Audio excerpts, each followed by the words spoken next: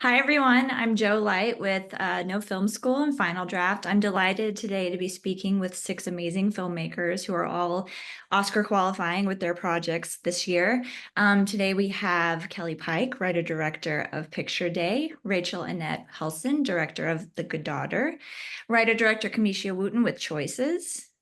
We have Tamika Lamison with Superman Doesn't Steal, writer-director. And finally, we have co-writers and co-directors Nikki Cole and Ryan Singh with Ray of Hope.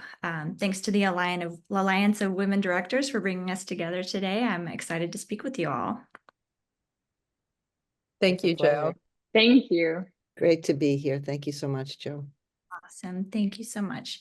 All right, I'm going to start with Tamika Lamison with Superman Doesn't Steal, writer-director. Thank you for being with us today. It is my pleasure. I am so proud to be a part of this AWD Q&A for our films, and proud of all of these other filmmakers as well. Amazing. Your work is an amazing short film set against the backdrop of the Atlanta child murders, which is a very emotionally resonant and serious topic, but it's also this coming of age story between these two children. Why did you choose this setting? How did you approach this project? So this is a personal story. It's inspired by a core memory between my brother and I as we were growing up in the South. And he and I never forgot about this incident, and it impacted our entire family. So I've been wanting to tell the story for a really long time.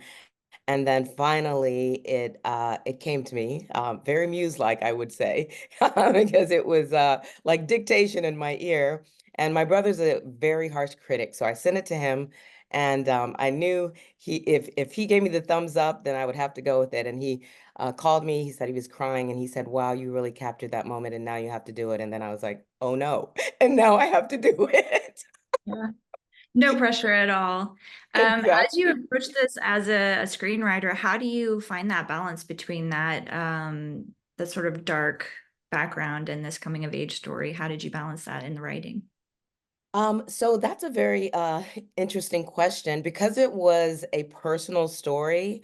It was very easy, honestly, because the story itself really just came out to me um, in one sitting. I was literally sitting on my stationary bike watching a movie, and then all of a sudden it started to come in my ear, and I picked up my phone and started writing it. And it was very strange. I say my ancestors were talking to me because I was like, wow, that's good. Really? Okay, she said that. And I was still on the bike and watching a movie at the same time. And so then haha, plug for Final Draft. I literally took it from my the notes section of my phone, dumped it into Final Draft, and that's 95% of what actually you see on screen because I tweaked it here and there, but not much. It really was inspired and inspiring for me. Yeah. What were some challenges of telling a story in this period setting? Money. And the money was a challenge because 70s, it was we shot during the two strikes. So it was really tough, but in a weird way, it was a win-win because we shot on location in Atlanta. I had to struggle with my I was fighting for my comfort zone in LA. I really was. I was like, I want to shoot in LA. That's where all my resources and my people are. But I felt like we couldn't get the look that we wanted in LA. And trust me, we tried. So when we got to Atlanta, it was great because people wanted to work and they really wanted to work on a great project. And everyone loved the film. They loved the script. And so we got some great people for maybe not what we would typically be able to pay, but they were happy to do it, happy to be working, happy to be working on a great project. Yeah, so I think the money was a challenge, location was a challenge, but we got an incredible production designer. I'll give her a shout out, Jessica Pinkstone. Comes from commercials, and yeah, just being able to get everything right, every little detail down to and we got a wonderful home that was kind of already set. It had all the 70s settings, so she really came in and accentuated everything. So yeah. Yeah, the film does look amazing. And sometimes like to ask this because I'll have a moment that I pick out from something and I'm like, this is beautiful. This is my favorite moment. For me, in this case, it was that shot of the milk falling. I just thought that was such a wonderful little snap over to that shot. And I'm curious if you have a favorite moment from this work. Oh, that's so hard. That is so hard. Do I have a favorite? Okay. Ooh, okay, I'm gonna cheat a little bit. That is definitely one of my favorite moments because it was hard and we only had two of those milk bottles, those 70s looking milk. So we had two takes to get that crazy scene done. So that's definitely one of my favorites. And I also love the little girl's face in the door as she's watching her mom comfort her dad.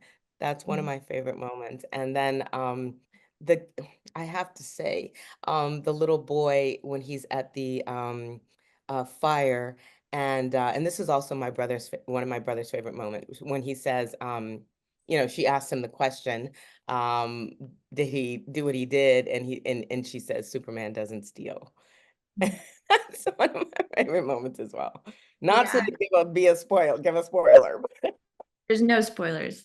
no Um, spoilers. I do want to say that I think one thing that is so strong in this work is you have those moments of dramatic tension for all the different people and you set them up so well. I'm wondering if there was a challenge for you there to establish what all these dramatic tensions were because you have, the mother and father, you have the two kids. How do you approach showing that visually in a short?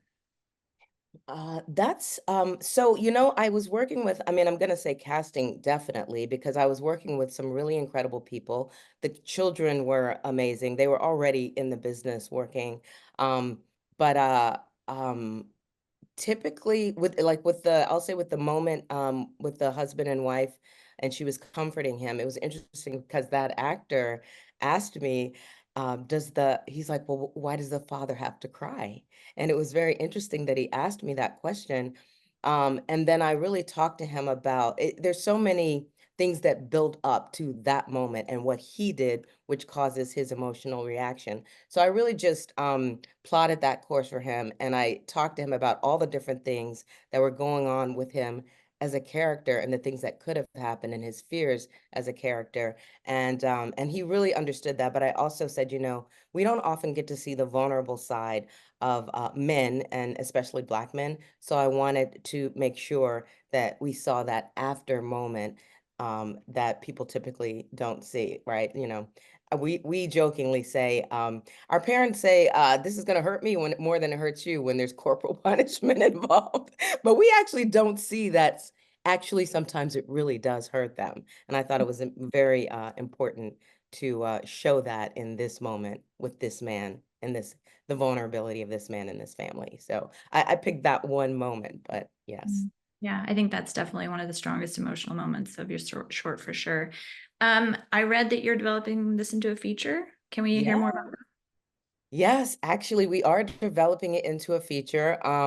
My brother and I are writing it together, and we have expanded the kid component. So it's more of a motley crew of kids who love comic books, and one of their friends disappears, and they have to figure out what happened to her. And so that Harriet sort of emerges as the hero because she suspects that it's not the Atlanta child murderer who did it. She thinks it's someone in the community who might have done it, but no one believes her, and we don't know which it is.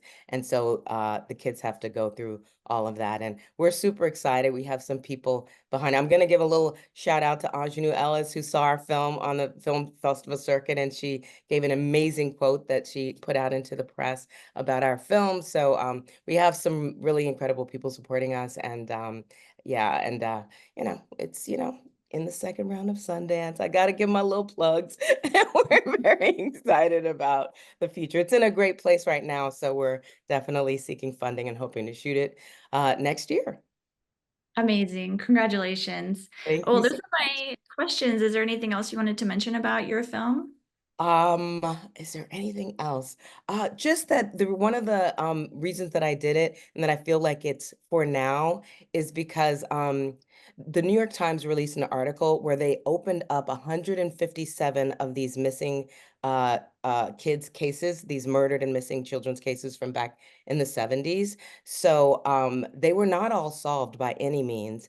And I felt like this was a really the perfect time to tell this story now. And so I'm very excited to be able to explore it from the perspective of this community and from a personal perspective as well. So Mm. thank you. Well, thank you so much for your time today, and best of luck as you move forward with this project and your feature project. Thank you so much. I'm so excited. Thank you. And thanks, AWD. We have Kelly here, Kelly Pike, with her film Picture Day. Hi, Kelly. How are you? Hi, Joe. Good. Thank you for having me on. Goodness, Or thank you for being thank you for here. being here. No, I'm glad we're both here. So I'm excited to speak with you about Picture Day, which is this um, coming of age story about this military brat who's starting at a new school and going through, I think, what a lot of young women go through as they start to reach puberty, which is an awareness of their body and awareness of how people are perceiving them. So I'm excited to talk to you about that today. How did you come to this story? Great. So, it's funny, even though the films are short, I think I've come to realize that the gestation period for me takes a really long time, and it's usually a lot of different seeds that finally collide together in my head. And for this one, I believe the initial seed was when my partner's daughter was around the age of 12. I noticed she went from being a very spirited, confident, kind of spunky kid to I don't know, her light dimmed a lot. There was a lot of self-confidence loss. And I remember distinctly the same phenomenon happening to me at that age. And I also remembered an adult friend of mine saying, a woman saying, I wish I could go back to the girl I was when I was 12. That's when I last felt the most myself. And so something about that age really got me thinking, like, what is happening to us at that age? And I began to research it, and it turns out psychologists have studied this. And between the ages of 11 and 13, they found that girls lose about 80% of their confidence.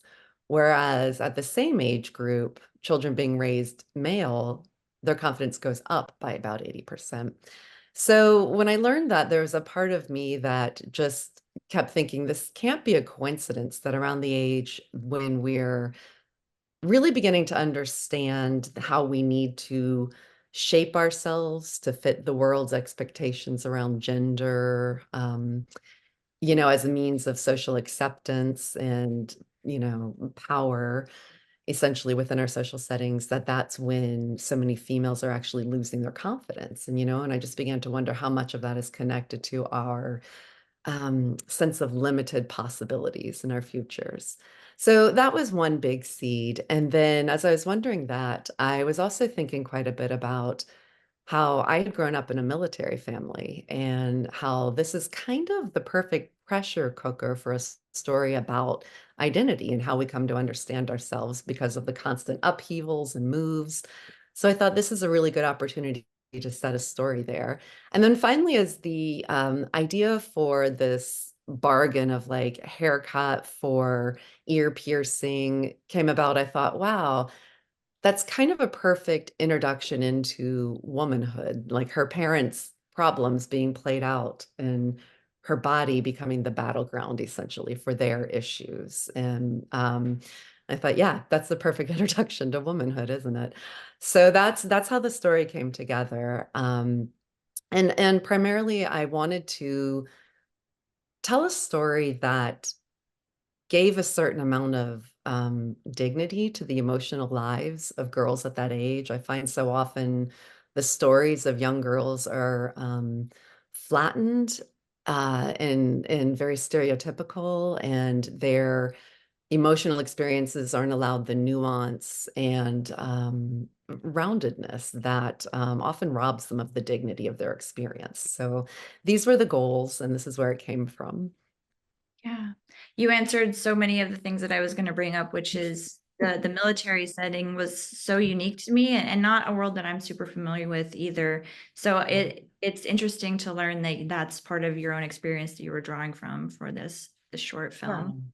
Was there Well, anything else? Sorry, go yes, ahead. that's okay. Well, I was going to say it's interesting. It wasn't until in very recent years I realized how much my experience is so separate, and everybody who does grow up in this military setting, it really is this subculture unlike anything else I've seen. And it's only in recent years I've come to realize, my God, I never saw that represented anywhere in media. I never saw my reality reflected back to me, or anything even close to it, honestly. So it's funny, I think, because as an adult, when I went out in the world and it's mostly people who aren't raised in this environment, it just became something I sort of forgot about or pushed aside. And it's only now I'm getting back in touch with this idea. Like, I would really love to start telling stories based in the domestic side of military life, because I think so often what we see of military life is the people who are serving and war and the heroism and all of these ideals attached to war, essentially. But there's a whole world of people, the spouses, the children, who are deeply affected by their service, and their lifestyle, essentially, and grow up in a whole different way. And live in a completely different reality. So yeah, it's something I'm really interested in beginning to highlight in my storytelling. Yeah, I think that a lot of filmmakers forget that experience and that canvas of your life that might seem so pedestrian to you is actually a rich place to draw from. So yeah, again, just so interesting to see that world here. Good to hear. I would love to set more there, so that's good to hear. And then you also mentioned the dynamic between the parents, which again, I felt it was so interesting to see that developed and included here, because I feel like the focus on a teen or preteen character um, is already such a rich place to play, and then you actually had this foundation too of the parents battling over her. I like the way that you phrase that as her body being like a battleground. I'd love to explore that a little bit more, and how you came to that dynamic. Yeah.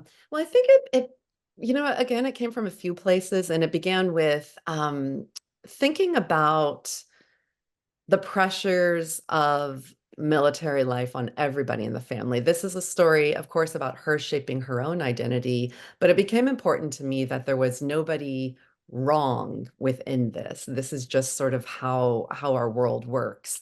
And not only is she in the midst of shaping her own identity, but both of her parents are as well. So their mistakes, essentially, that they're making with her are I wouldn't say blameless, but I would say, they have their own issues they're dealing with around shaping their identity. So, for example, her mother, who is essentially the future version of her, is in this incredible crisis point in that she hasn't been able to complete her own destiny or potential because of her role within this family that is constantly moving her. So she couldn't finish her degree, she couldn't form a career.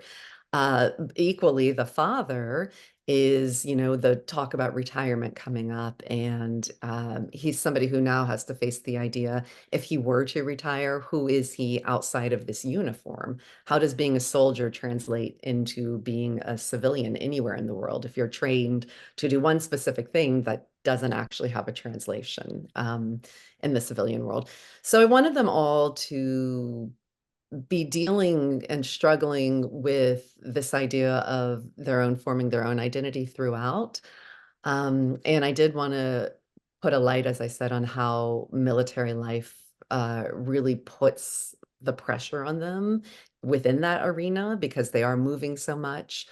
Um, and shoot, I lost my train of thought there, but No, that character development is mwah, so good, and it's such a it adds so much to a very short, compact little peek at their life.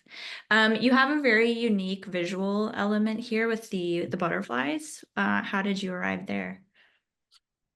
that's funny. That it's interesting. She started The character started very early in my mind as an amateur insect scientist. Amateur entomologist. She, loved collecting bugs and these samples that became these representations of where she lived. And as the story was unfolding, as I was writing it, this image kept occurring to me.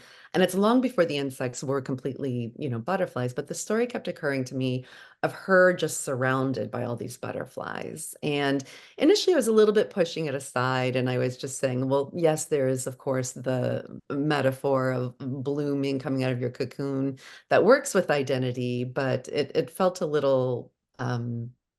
Not quite right. It felt a little stale, but there was this image of just her surrounded by butterflies.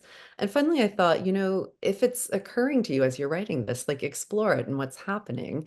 And so I envisioned that final scene. And I realized, like, as the photographer is doing his countdown, his 3, 2, 1, and he's asking her to smile. And she is essentially processing this whole experience she's had in the last 2 days, and perhaps is beginning to come to the conclusion a little bit like she's never gonna please anyone. Only she can really decide who she needs to be and who she needs to shape herself into. So in a way, that 3, 2, 1, choosing not to smile is just it's slowly dawning on her that she can take some agency over her body. And in this case, it is the choosing not to smile, but largely in the larger, scheme of things, it's about just what agency she has and who she becomes and what she's gained from this lesson. And I thought, well, I think these are the butterflies. Then this is the beginning to come out of your cocoon is with whatever lessons she gets from this moment. So that's where that idea came about. But it was interesting. It was a case where, as I was writing, the visual preceded the story moment or my understanding of the story moment. Mm. And it's such a powerful way to end, especially knowing the interior things that are happening in the character as those butterflies are coming onto the screen. So it's a very powerful ending for sure. Thank you so much. Well, it ended up being the most fun set moment. It turns out you can order live butterflies. I don't know if you know this. But you can order live butterflies, which I didn't find out till I was, making this. And they arrive in a box that's been refrigerated to the point they go to sleep. And the idea is you let them thaw and then open them, and then they're all going to fly out. And it'll be a wonderful like photograph moment for a wedding. I think that's what the business is, usually weddings. And so, we brought the box to set and opened it. And unfortunately, they did not all fly out as was planned. A bunch of little, like, sleepy, drunken little butterflies just kind of stumbled around. And eventually, when they would fly, they flew to this light right next to me instead of in front of the camera. And so it became a very gentle moving of the butterflies. I would pass it to the producer right next to me, who would pass it to the DP, who would pass it to the gaffer, who would pass it, and then they'd release it on the other side of the camera. So they would then fly in front. So for about 2 hours on our set, and as you know, sets are a pressure cooker of time and moving quickly. But for about 2 hours, everything slowed down to the pace of a butterfly assembly line. And it was one of the most gentle, quiet, beautiful moments I've ever had on a set. So that moment, both in real life as well, became a really, really beautiful, lovely moment. Yeah, that is so lovely. Well, thank you so much for your time today. Is there anything else you want to add about your film? Well, I just hope people get a chance to watch it. Me Yeah. too, because it is a beautiful work about youth and identity and all the pain and joy that can come from that. Yeah, wonderful. Thank you so much, Joe. Thank you. I'm about to speak with Rachel Annette Helson with Good Daughter. How are you, Rachel? I'm doing well. How are you doing? I'm good. Great to be speaking with y'all on this beautiful, beautiful day.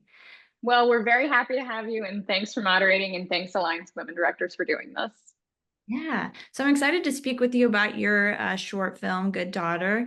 I know that we chatted previous to this about your amazing, but I just love the it's sort of a surprise of a short film from the opening moments where you have this character who is comforting an elderly patient, and then you realize that she actually a con artist and she's not who she's actually pretending to be. So I'm interested in what attracted you to a short about a con artist who was conning Alzheimer's patients.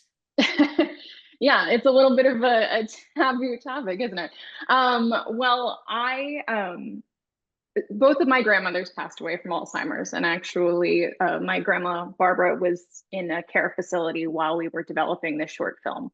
But I had wanted to make a short, and I had been connected with the writer Jesse Harris, and he wrote on the show Jessica Jones.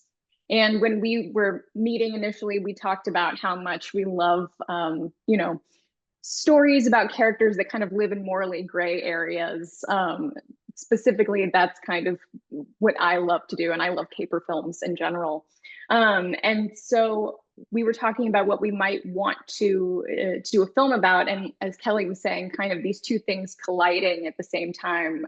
Me going through an experience, seeing my grandmother, and visiting those care facilities, and seeing all these patients that, were lonely because their families didn't necessarily come to see them anymore, because it's sad. It's sad to go see your loved ones. And Alzheimer's is something that has impacted the lives of nearly every person I know. So when Jesse came up with this idea, it kind of was something that just immediately interested me, because I felt like I've seen Alzheimer's stories before, but I haven't seen one that took this specific approach. And you're right, there is a fun reveal where you think she's one thing and then she's another thing. And I would argue that there's two reveals in this film, where you think she's one thing and she turns out to be something else. So I just liked the structure of it. I love a kind of a messy, complex female character. And I love a caper, and personal experience with Alzheimer's, kind of all those things colliding. Yeah. You mentioned being attracted also to this sort of morally gray character, and I'd love to explore that a little bit more, because I feel like you see a lot of con artists or this type of character who are male or a man, and not so often a female character. So what did you find so intriguing about that character?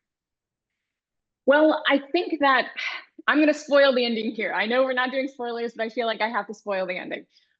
So what we find out at the end of this film is that she is stealing money and pawning valuables from these Alzheimer's patients in order to pay for her own mother's dementia care, because she's in hospice.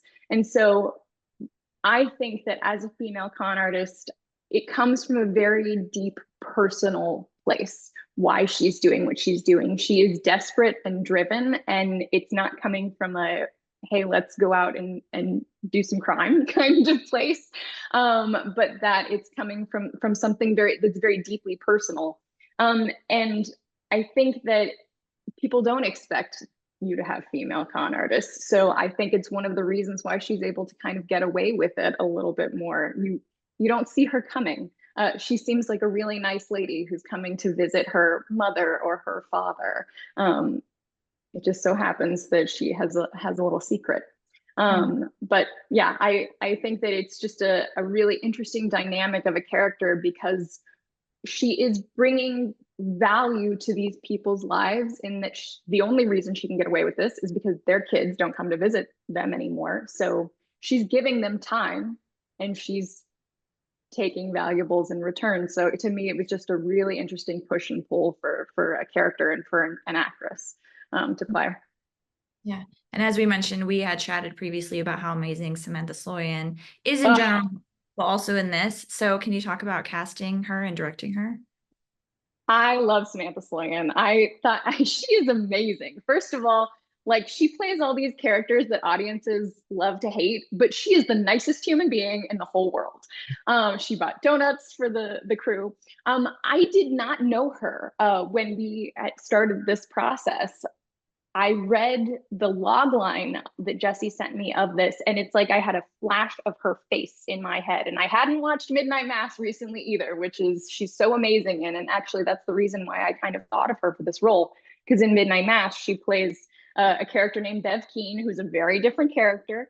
But she also believes that her terrible ideas are the right thing to do. And that's a very difficult thing to pull off as an actor. And I felt like Samantha did not judge that character. And as a result, that character was just very rich on screen. So I, I'm a swing for the fences kind of gal. And I was like, well, if she's who I can see in this character, let's ask her. Why not? And a friend of mine, Patrick Goodwin, who is the casting director at Helson Company, was our casting consultant. I put together a little pitch deck and sent the script. And I was like, here's the offer. You don't know me, but here's why I would love for you to be involved with this project. And by some miracle, she said yes. And she was just wonderful. And I didn't meet her until her plane landed, and I picked her up in Kentucky. And she's as lovely as they come.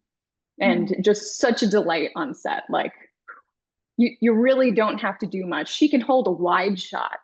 There's that scene where Earl dies, and like a lot of times with actors, you have to cut to different coverage because it's you want to make sure you get the most emotionally resonant moments. But boy, she's a full body actress that can hold a wide shot for like a minute. That's very rare. Yeah. I'm obsessed with her. So it's so nice to see. me too. Yeah. You tell the story with such a playfulness. The soundtrack is very like jazzy and there's a lot of handheld. So I'm interested in how you landed on that approach, and because this is a story that could go dark very easily. Yeah. So to me, I love, like I said, I like character-driven pieces, and I came from an acting background. So I like to approach a lot of my films as though we're in the head of the lead character.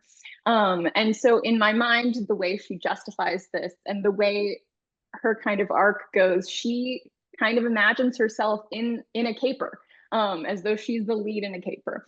And you notice that all the nursing homes are a little bit nicer than the final nursing home when things get real. There's a big stark difference. And I think that the music and the mood and the playfulness is reflective of what's going on in her head and who she is. And then when things get real, when she gets that phone call, the music stops. Things become much more stark. It's still handheld, but it's far less playful because she is now like in reality. And I think that there's a lot of a sense of escapism with that character, where her reality is not that fun. She lives in a single room occupancy. Like she's desperate to kind of hold on. But when she can be these other people, that's the best part of her day. She gets to be somebody else's child and gets to have a totally different life. And so I think that I wanted that reflected in the creative choices of the piece. I think that's so interesting that you came at it from almost that acting perspective too. Is there anything else that influenced you being both an actor and a director here? I mean, only that I was so, I love seeing, and I love being a part of creating rich roles for female actresses, because I feel like there's that old joke in First Wives Club that Goldie Hawn has, and I hope I don't butcher it, where she's like, there's three phases in the life of an actress: babe, district attorney, and grandma. And it's nice to kind of create a role for someone like Samantha, who's so freaking talented, to be a little messier, to show the good and the bad and the morally gray areas that I love so much. But I approach nearly everything I do as a director from an acting perspective, because performance isn't just a thing for me, it's the thing. And like, if I can capture if I have cast it right and I can capture an amazing performance on screen, I feel like that is very compelling to me just as a viewer. So that's what I like to kind of, it's reflected in my directing style. One thing that's also surprised me about this is the scope. You have a lot of locations, you have a lot of extra background. What were the challenges of working on a project that is quite large for a short film? Yeah, I read the script and I was like, whew, well, we have some work cut out for us. If we shot in 3 days, so there were like 2 company moves every day. And the biggest challenge was finding elder care facilities that would let us shoot, because there's so many state regulations. We did shoot in one elder care facility that's a real elder care facility. And it was the scene where she's walking down the hallway and there's actually a 90-year-old woman named Dee that walks past her. And she exits out of the real front of that building. I felt like if we could put a few moments of the authentic kind of elder care facility in there, that it would buy us a little good audience throughout, so that we could cheat a little bit, because some of those locations were, they were rooms that I wallpapered myself because I did not have the budget for a production designer. So there were, and you put up a handle in the hallway outside so that it gives the illusion of being an elder care facility. And then I was very lucky because I have a good friend in Louisville, Kentucky, who is a plastic surgeon, and he let me use his surgery center, and that is where Earl died. So it was a lot of just, I'm sure as with everyone that's doing a short film, beg, borrow, and steal to get your film made. And luckily we had a really good community around this that helped find those locations. Yeah, amazing. Well, those are my main questions. Is there anything else you want to discuss about your film? I know it's a big question. It is a big question. I think I would say I hope that people go out and see it. Specifically, to me, Samantha is the movie, so go see her because she gives such an amazing performance, and I feel like I'm her spokesperson. And we're developing it into a feature, so look out for a Good Daughter feature, and hopefully, I'd like to film it in 2025, so hopefully 2026. Amazing. I'm very excited about that. Thank you. Thank you so much for your time today and for sharing your insights. Thank you so much, Joe. Up next, we have Kameishia Wooten and her film Choices. Hi, how are you doing today? I'm great. Thank you. Thank you so much for being here. I'm so excited to discuss your work. So Choices is a very timely piece. It's about 3 young friends who come together when one of them needs to take a pregnancy test, and sort of the moments that they share leading up to the taking of this test. What inspired you to tackle this short as a writer-director? There are a lot of things. I would say, I think in 2020 through 2022, reproductive rights and freedoms were heavy on my spirit. It felt like a divine assignment because I could not stop writing about reproductive stories. I've written like I wrote a pilot, and then the short came to me, and I wanted to, and I've done a short before about a reproductive choice, but it was dark. It was kind of dark, and I wanted to tell something that was uplifting and inspiring and also beautiful. And so Choices came to me, and it evolved. Like I spent probably not quite a year, maybe like 8 months writing it, revising it, and then it just evolved into what it is now. And so, yeah. Yeah, I think I'd read you developed this as part of a lab. Is that correct? Yes, I actually wrote the script and then submitted to labs for funding, and it was selected for the Women in Film Shorts Google Lab. Mm.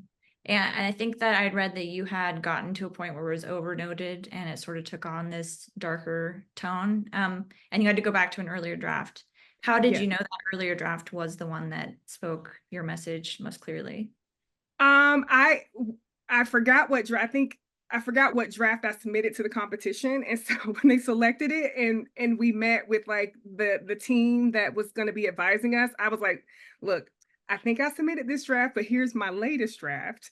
And I was kind of on the fence which side to lean on, and one of the advisors asked me, well, which one speaks closer to the vision that you want to achieve? And I was like, okay, my earlier draft, which was very lighthearted. It was fun. I think the darker draft came from having so many other women read it. And one thing I learned while writing and making Choices is so many women have had abortions and have kept it secret. And so many, like I found that it was extremely common, and a lot of people had opinions, and I wanted to really respect, that decision for all women. And so I was, very considerate of notes, too considerate. And then I just had to let go and was like, look, this is the story I want to tell, from my POV. And so that is what happened in the end. Mhm. I think that you start off this short in a very interesting way. You have Aisha, who is, I believe, in a convenience store, and she comes out and she has like a box of tampons in addition to the test. But she has this interaction with her father. What led to the inclusion of that moment specifically? I think the stories that we've seen with Black teens, have not portrayed like the family dynamics in a positive way, or in a way that is normal to some. So I really wanted to have the dad there in her life and to be present, and to also, and show that the family dynamics too. It's from my own personal experience of my dad not really wanting to buy us pads and tampons, and I thought it was always hilarious that he didn't want to touch it, or and also to show like how it's not common. Like we don't talk about natural things, and they become kind of like, taboo. So it was something that I wanted to incorporate to just show how, that part of life is seen. Mhm. Yeah. And these three friends also they also share this very supportive dynamic, although they have sort of drifted apart.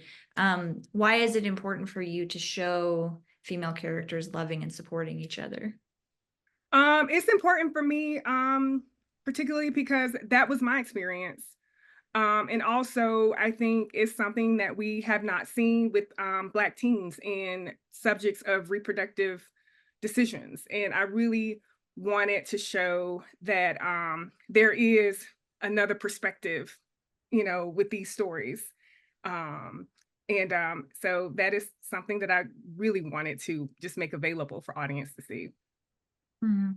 You have this, with one character in particular, trying to avoid spoilers, a very fun intro when she's walking down the hallway, and it's very like stylized and the music is great.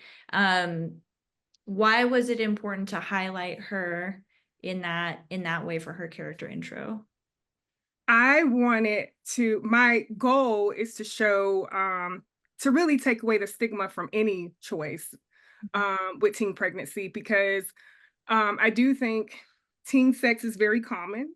Um, Society tries to tell teens to wait until they get married. That is not realistic. And and this pregnancy can sometimes be a result of that, of poor lack of education. And but I also wanted to show that if you are pregnant, it's not the end of the world. And I wanted to really show all these characters in a positive and beautiful light, because I wanted to give everybody grace, especially Black teen girls grace. And that is why I wanted to highlight them in a very fun and uplifting way. What about your location? How did you land on this location, or were there any challenges in making this short? Absolutely. There were so many challenges, and the location was one of them. I initially wrote the story to take place in a bathroom. Mhm.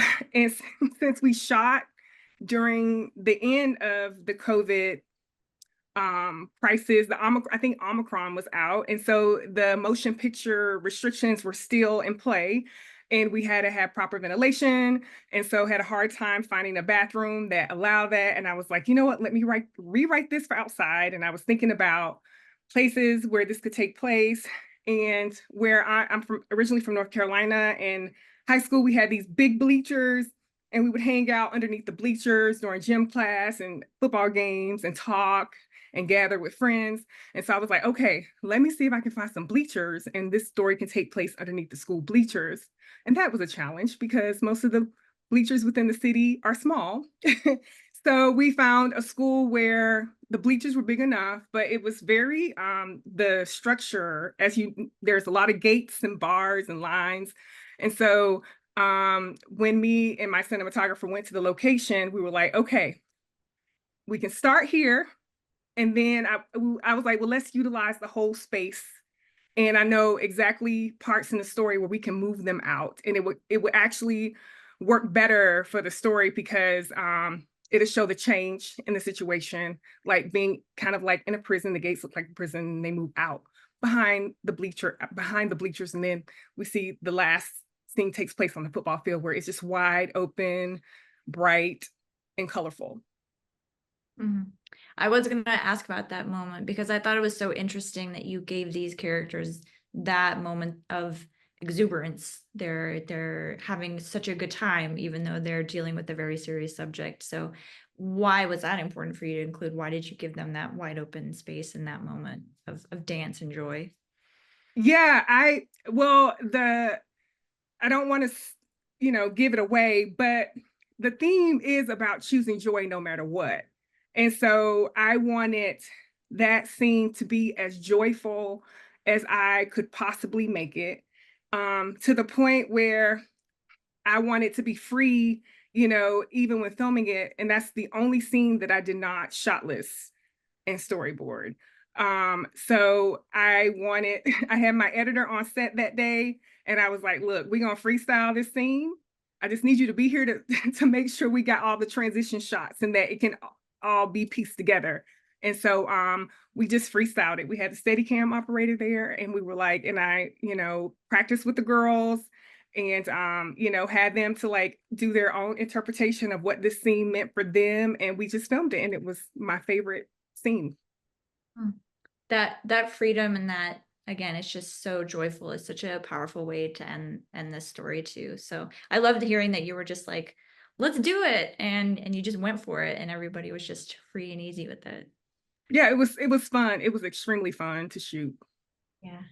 Well, thank you so much for your time today. Is there anything else you wanted to add about your film choices? I just want to say that it's been a journey with choices. I did not know that Roe v. Wade was going to be overturned until my second day of filming. And I knew it felt like an extra added responsibility to have this movie out. And I'm glad that I made it, especially during these times. And I think that it is something that gives people hope, especially young teens. So I'm truly excited about that. And I'm looking forward to hopefully getting funding for the feature, which is in development right now. Amazing. Well, congratulations, and excited to hear what you do next with this project. Thank you so much for your time today. Thank you. I appreciate it. We have with us today Nikki Cole and Ryan Singh, co-writers and co-directors of their documentary feature, Ray of Hope. Hi, how are you both doing today? Thanks so much. Thanks so much, Joe. It's just wonderful. I've been sitting here listening to all the other filmmakers, and I'm like, wow, what great company we're in. And I'm just so proud of AWD. It's just a beautiful thing. I'm just excited to be here. Thank you so much. And beside me, or in another camera here, is Ryan Singh, my co-director on Ray of Hope. Yeah, it's such a great opportunity to be in spaces of so many amazing creatives, and especially to celebrate female voices in the storytelling space, because these stories are so relevant. And this is part of why Ray of Hope exists, is because for ours, it's about a strong female character who is working within the patriarchal space. And so, yeah. Yeah, so your film Ray of Hope is about an armed conflict, the armed conflict in Sri Lanka, and refugees who fled that violence. Documentary filmmaking often requires building a connection with the people that you're working with, but especially when dealing with a topic like this, trauma, persecution. So what was your approach as directors to develop that relationship? Well, I began this process back in 2013, when 10 days before I started rolling camera, I had a dinner and I said, "Hey, why don't you pack me and bring me to Sri Lanka with you?" When I was talking with Radhika Sitsabaisen, who was then a sitting member of parliament. And she took me, and for the next 9 years, I held on to this footage because life really depending on it. There's anything that can happen in conflict situations and where human rights violations happen. And so Radhika didn't trust that we can turn this film over to any editor, or particularly any editors of Tamil background at the moment, without being able to protect the integrity of the people that was involved, and making sure that everyone was safe and that we can vet everyone properly. And so that was a big thing. And as we discovered, it was also important to make sure that we had the right people in places. And so part of finding those right people, I really searched high and low for as many Tamil creatives, but there's still the fear of participating in a project like this and the retribution that could happen to themselves if they go back to Sri Lanka, or their families who still live there, because the atrocities are still happening even right now. So that's how come I decided to expand my creative pool, and Nikki was one of the early collaborators that I brought in, and we were applying for the ITVS application in 2020 when it was COVID, and we didn't get it, but it was the start of talking about and looking at the opportunities. And I got into a breakthrough program, and I said, Nikki, I'm going to shoot this regardless of what happens. Nikki. Yeah, that is what happened. So, and Ryan came to me. Do you want to hear about the evolution further than that, or did that? I know that was a great answer to the question. So, Absolutely. Yeah, Okay. please. so it was in the middle of COVID, and I was traveling back and forth between the United States and Canada. And at that time, you had to do a 14-day quarantine to enter Canada. And I was sitting in quarantine in a basement, probably in the middle of it somewhere. And I got a call from Ryan, who I'd known for years. And he told me about this experience that he had had several years earlier, a rather harrowing experience where he had gone to Sri Lanka and didn't really know what he was getting himself into. And it involved being under house arrest and being followed by the police and all kinds of things. And he was telling me this story. He didn't know what to do with the footage. And he told me the story of this woman, Radhika, who, her story was just incredible about what happened to her when she left there as a 5-year-old child with her family, fleeing with the clothes on their backs, and ended up in Canada, and more struggles of adjusting to a somewhat racist community at that time, and what she went through, what her family went through, and then her rising through the whole thing and becoming the first Tamil representative member of parliament in Canada, and still fighting the fight of having the genocide in her country recognized. So once we started to think about what the whole story could be, I don't think we were ever looking at a short, just because what Ryan had shot was amazing, but it was such a part of what could be a bigger picture. And so that's when we took it on together and went to work. And that was, what, 4 years ago. So documentary filmmaking can take a very long time. Yeah, it is quite a challenging process. And I know you end up with hours and hours of footage that you have to determine how to form a narrative essentially around that. So as you're speaking to all these different people, how are you deciding what is important to tell, what is important to include? Well, one of the things about this particular project was that from our funders, everyone was saying, what's the relevance of this story? Why does it matter? I can't see how it matters right now. It was dated back then, and because Black and brown stories are not as important to amplify, and it was dated even now. But for me, it was about the humanity of the people involved, and to be able to find what that was, but also to navigate around the politics, because we didn't want this piece to be something that was a propaganda piece. And so it's how do you bring the right people in? And so through the development of in the breakthrough program, the hot docs breakthrough program, I started to rethink what I had and how I wanted to approach it. And that's when I landed on the idea of examining trauma and the generational impact of war on people, but also the migratory experience that people are having. And that is very universal. We had the war in Ukraine happening. We had the border issues that has been happening for so long on the American borders and the building of walls.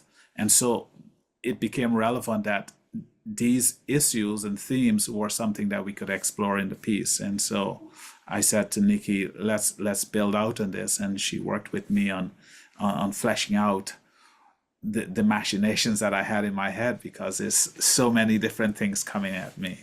Go ahead, Nikki. Yeah, that's a really good way of describing it.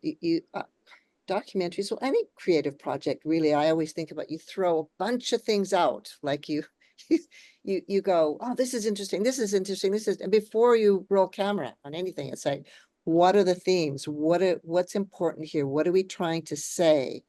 And then we throw them all up, and then it's like, well, how are we going to say this? And what stories could be relevant, and who is available to us? And in this situation, we were dealing with people who were afraid to speak. Two of our participants, their faces are hidden.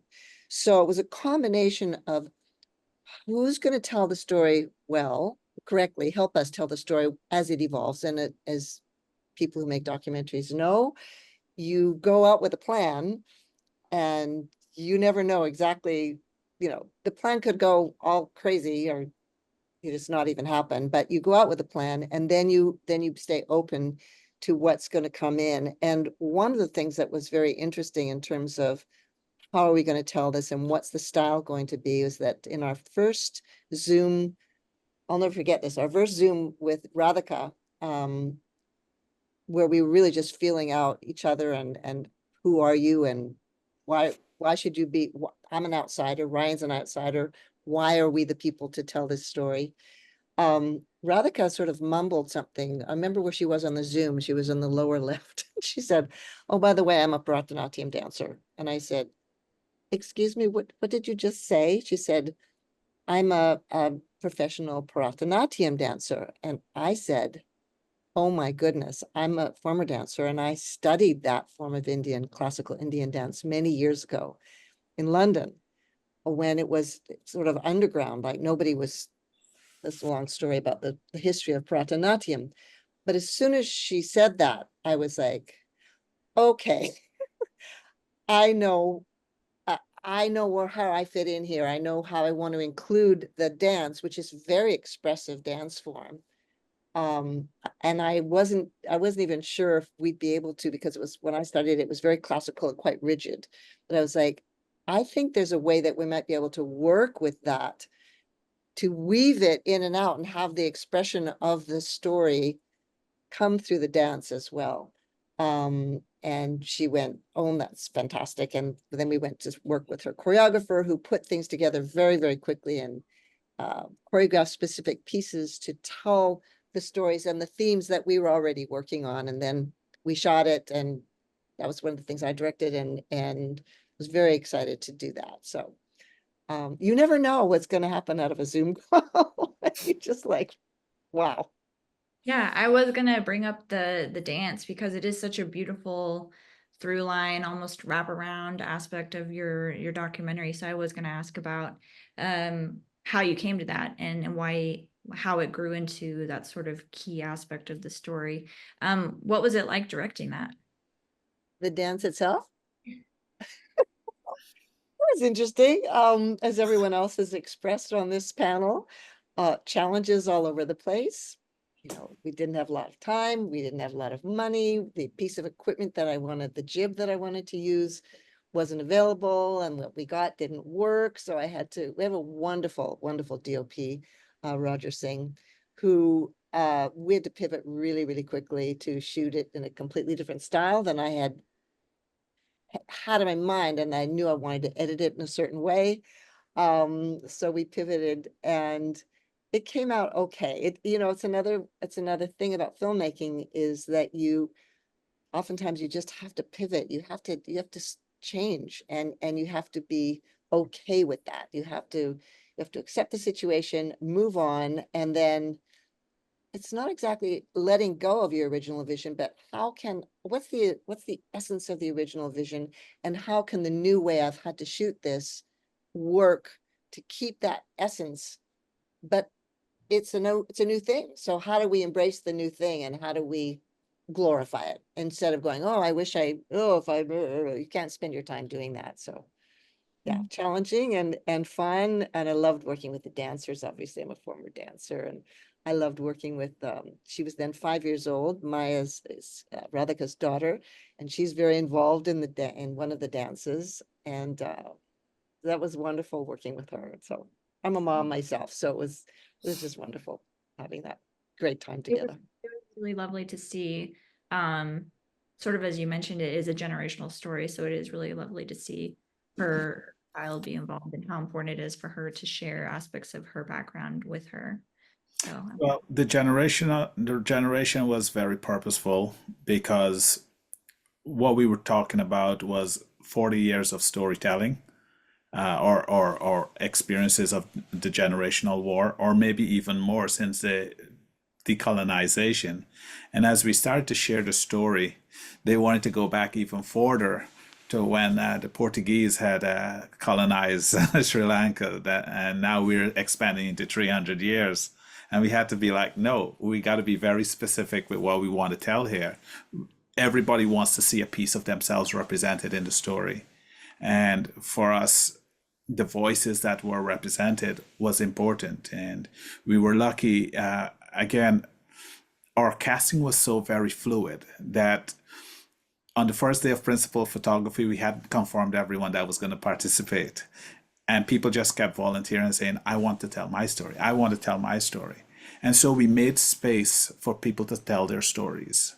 And not all the stories were able to get into the piece because we had to focus on where we wanted to take the true line. But the true line had always been important for me to have that young 5-year-old that represented Radhika, who was 5 years old when she first experienced trauma. And one of the stories that I remember was doing a pickup shot the last day of production, outside of the production period. And I went to Radhika's house to shoot her, and there was something about her daughter Maya just standing there and directing the camera and directing me as I was doing a pitch video for funding and so on. And she really wanted to say something, and I put her up on the seat and I said, okay, now share what's on your mind. And she ranted for 15 minutes about everything that she had experienced just being in the airdrop of her mom. And in that moment, I realized that trauma had already gotten into her DNA. And the experiences of everything that was being shared was part of her existence now. And it was a real thing. And she also wanted to see change, but she also wanted to be that innocent child that she was. And that's how we opened up the entire story, is using her voice in that rant to talk about her innocence. And then we see everything unfold. yeah, and that's such a powerful way to start too, with that young perspective. Thank you so much for sharing your film with us. Is there anything else you wanted to add about your work? I would like to add, it has to do with the next generation and the younger generation. When we launched the film in Toronto, we were told originally that no one was going to want to see this film because it's too serious and everybody just wanted escapism. And so we were thinking, we'll just launch the film and nothing much is going to happen with it. But we released it, and there were 500 people giving us a 5-minute standing ovation, which was, we were all gobsmacked. It's like, what? This wasn't supposed to happen.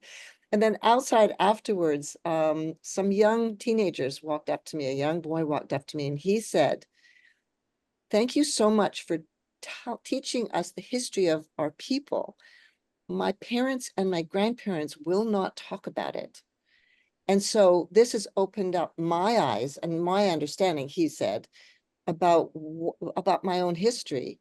And I looked at him and I said, thank you so much for saying that, because I'm the descendant of Holocaust survivors and pogrom fleers. And I said, and those people could never talk about it. They went to their graves. And I used to think, well, they just didn't want to think about it and they just wanted to move on. But what I realized was that, and what I've learned about intergenerational trauma, is that they can't speak about it because it re-traumatizes them. And so I gained a whole understanding about myself. And then I started to realize that that's why so many people relate to this film, because it's speaking about what's happened to almost every human being on the planet in their DNA, if you go back far enough. So it was an incredible experience for me to learn about myself, even like through someone else's story, which is an amazing story in and of itself. So Thank you so much, Joe. Thank you so much for being here and for sharing.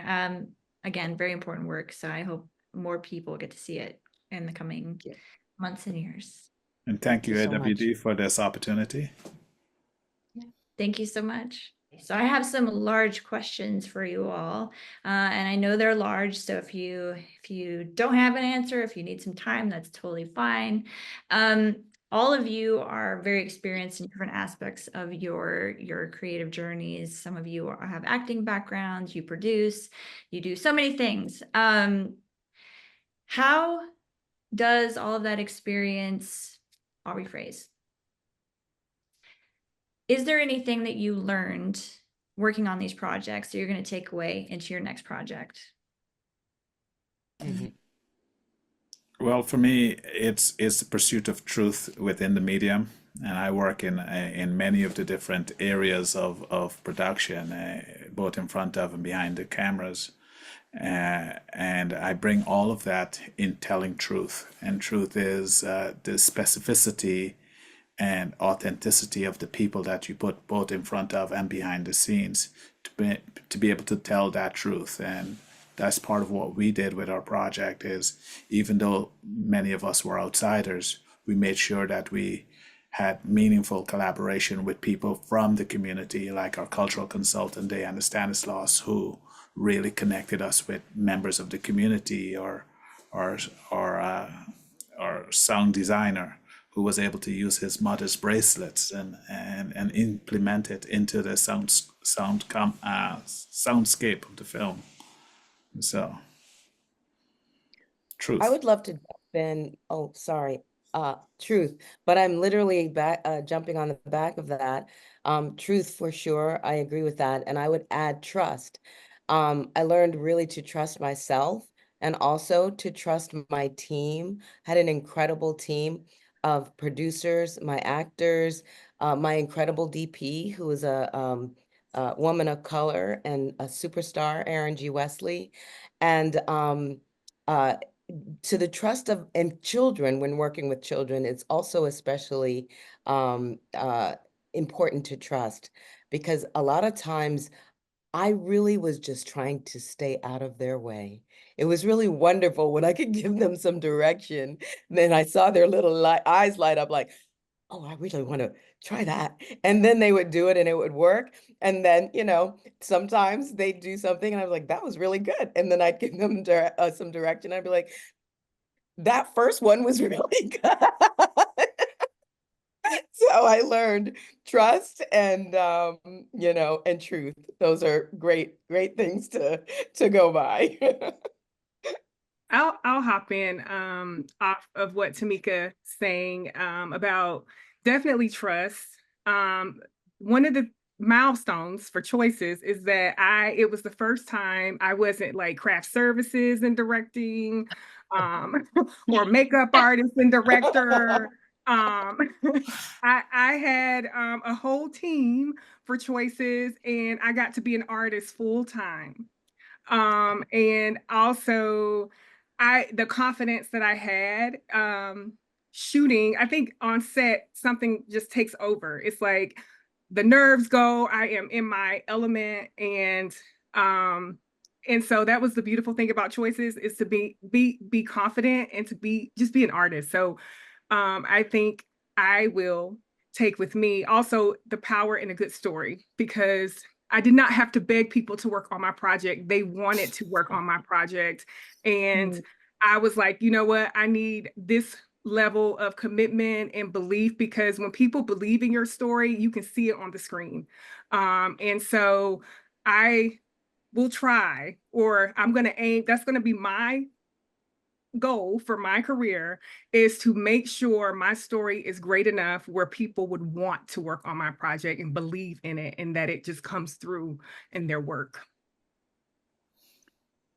I think I learned the power and fun of working with the same group of people over and over again, of having collaborators that you use. I have directed 4 features, and 2 of them were shot in Kentucky. And I pulled the crew from those 2 features. And so that was the crew for Good Daughter. And we had a shorthand, and we had a lot of fun on set, and I think that fun translates into the film. And now I kind of just always want to make movies with my buddies. But I don't think you can underestimate the importance of your on-set community, and treating your people well, and letting them go out and make their own creative decisions. And as you had said, that ties into trusting, hiring good people and trusting them to make great creative decisions. I had a similar experience that I learned on this one. I made this as part of the AFI directing workshop for women, and I cast the girl role first for Casey. And I thought, well, we'll build the family around her, because she has to carry the whole film essentially. And then when I found this incredible young actor, Una Yafi, who could just so brilliantly carry the film, it turns out Una Yafi came from a blended family, was Asian and American. And so I knew my actors, we would build around that. And it just so happened a member of my cohort is a brilliant actor and director as well. And she was in the directing workshop for women cohort with me, Michelle Kruzik, and she agreed to come on because she loved the story, and she agreed to come on as the mother. And part of what was so beautiful about that was she had also grown up in a military family, not only in a military family, but went to high school on the same peninsula I did in Virginia. So just one town over. So she knew this story intimately, inside and out. So she came on as the mother. And that experience of having someone who was not only a dear friend, but also part of this cohort that had been so key in developing and supporting this film into existence was just wonderful.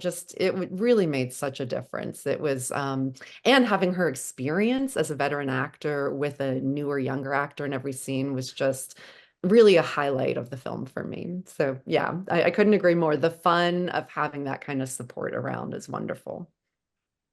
And I think I'm hearing trust like all over the board here. And for me, that's really what I took away from it. It's to trust your own voice, to trust what's landed on you and demanding to be told. We were told every which way not to make this film. I mean, the fight was huge, right from Content London, where they said, just give us escapism. Nobody wants a serious film anymore, to my agent saying, what are you doing? This is madness. Everybody and then to do it and to go through it and then to have it be this success that it's become. The takeaway for me is do your best work. Trust your voice, trust your instinct, trust your guts. We're all at a point in our lives and careers now where we know that voice. We know when something's speaking either at a whisper or at a loud voice, whatever it is, we know to pay attention to it and to do what we know we have to do, regardless of what's going to happen. You do your best work and put it out there. You never know what's going to happen. And that's the point. Just do your best work. And sometimes things happen in the ways that this happened for all of us. So yeah, amazing things that you all seem to have learned working on your various projects. You already gave a little bit of advice in these answers just through your experience and in our conversations today, but I would love to know if you have any advice for someone who might be just getting into film, especially if they're maybe like a young female or a non-binary person who's, just starting out, things that you've learned, what would you tell them? Try to do this from the start. You know what? The thing that I will say is about perfectionism. I think perfectionism is poison and it really paralyzes people. So I would say just do it. It doesn't have to be perfect. The circumstances don't have to be right. Because I believe that movies are actually magic and making movies is magic. So and creating is magic, right? So make magic and make mistakes. Focus on the magic and not on the mistakes. Yeah. And someone told me on one of my first sets too, and I'll never forget it. And I kind of live by that. Just piggybacking what you said, Tamika. If you can't fix it, feature it. So leaning into the magic of mistakes on set, and embracing it wholeheartely. I'd like to think of this as a profession, and a profession like legal profession, or the medical profession. We're in a practice, and every time we create something, we get better because the next one is going to be better than the first one. And part of the practice is that we have to practice on 100 different films before we actually make our perfect film. And even Martin Scorsese is saying right now that he's still working on his next film. I'm speaking with a gentleman named Myron Natwick. He was in Taylor Swift's movie, not movie, but Taylor Swift's music video called The Man. And he's 97 years old. And he sent me a script, and he wants to make that script. Y'all might remember him from the TV movie that was The Amber Alert. And such a great actor. He's been through everything, and he's still aspiring to make his next great film. So the practice of doing the work.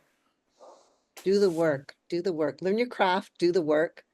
And I remember when I was a dancer, when people used to say, well, should I become a dancer? And the answer was always, if you have to ask, don't do it. Like if this is in you, it's going to be hard. There's no way to say it. Otherwise, it's a challenge. It's one of the hardest things in the world. But if you have to do it, just get out there and do it, and don't give up. Never give up. And to add on to that, I think on my journey, I learned that I need to not allow film festival acceptances, awards validate my talent as an artist. It was a journey. Tamika, I'm pretty sure you know this. I can see your face. But recently, I learned I have to validate myself. I have to see myself as worthy, even when I don't get a yes from this entity or that entity. And I also believe that is what gives you the ability to stay in the game and to thrive, when you can trust your own intuition and validate your work first before you allow any other entity to validate it. Similarly, I think I would say, or my advice for everyone just starting out would be to have the courage to tell the story that only you can tell. I think like more than ever, the world needs your voice, your individual specific voice. I think we're living in a time when a lot of people are being silenced, and yeah, and we need to hear every individual voice, every specific story, to have the empathy for every human experience. So yes, that's my advice, is have the courage to tell the story only you can tell. And I'll just add to that. I always ask myself these days, are you afraid? Yes, do it anyway. Yeah. Or especially do it. Yes. Do it scared. Amazing advice from all of you. I know that several of you mentioned that you're developing these projects into features, but I want to leave some space just to talk about anything else you have on the horizon, anything that you're excited about in your industries. What are you all working on, and what are you eager to do next? I'm working on a television series, developing a TV series, actually with I was in the directing workshop for women, and I've been developing a television series with one of my classmates, Hannalie Culpepper, who is in it with me, who's a wonderful director. And we're very excited about it. We've been working on it for a while. And so fingers crossed. We know how the business is right now. We're waiting. We wanted to expand and continue expanding. So yes. I'm working. There's a movie that Angelina Jolie executive produced called The Breadwinner, which was an animated film.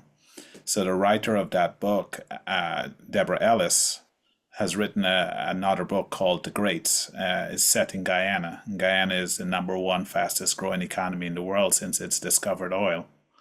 And so I want to tell this generational story that starts in 1836 and comes up to modern day about this young boy who must discover his past, present, and future through his great grandfather's eyes as they tell their own stories of life, love, and loss.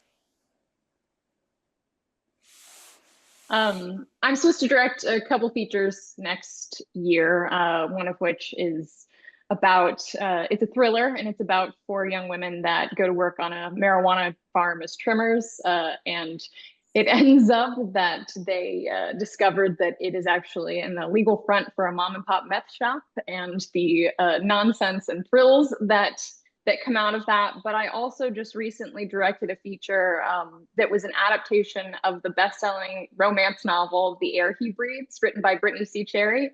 And that came out on an Amazon streaming service called Passion Flix a few weeks ago. So I feel like it can still register as current. And I just love that film. And it was nice to make a romance something that is a little hopeful in these times. I consider myself neurodiverse, that I'm interested in so many different kinds of projects, and everything from a unscripted travel series with a profane twist to historical fiction narrative about the childhood of one of the world's most misunderstood queens, Catherine de' Medici. I'm really drawn to stories of people who rise up, women often, and men, but my focus seems to be women, who rise up against all odds and somehow find a way to triumph. Those are the stories that I'm drawn to, and we'll keep working towards getting made. They're all in different stages of development, but I'm excited about all of them. That's great. I also have a pretty diverse slate going on. I'm working on a doc that is similar to what you mentioned earlier, Nikki, with the generational reverberations of war, and in particular focusing on the children and grandchildren of war vets, and how it carries through generations, as well as a feature, and related to this, an episodic that takes place on military bases. The feature is my little bit more fun one. It's women vampires of a certain age, basically women hitting menopause and turning into vampires in rural North Carolina. It's fun. Awesome. Amazing. Yeah. I love that one. Thank And you. one of the things that I would love to take that one too. Go Go ahead. ahead, sorry. I was cutting you off. I'm sorry. Oh, no problem. If it's on that topic, go right ahead. Like I was just, yeah. It's on the topic, but it's also creating a distribution mechanism, because part of the challenges that I find for us as creatives is that we're not able to keep that money circulating in our pool to be able to create the next project.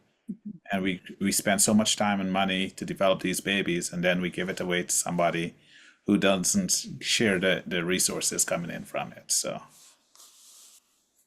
For me, definitely, I'm in development for the feature script of choices, which is called Your Secret is Safe with Me. I was recently awarded the New Narrative Grant through New Filmmakers Los Angeles for that. So that is still in development, and hopefully, like Rachel, I may be in production in 2025. I want some of that energy to come on over here.